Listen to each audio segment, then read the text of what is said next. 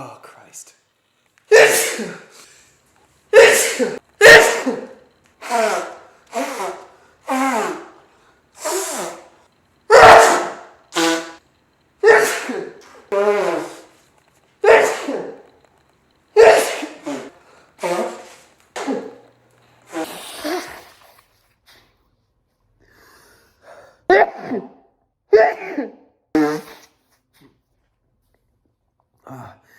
Every year, like the last 2 weeks of September and the first 2 weeks of October,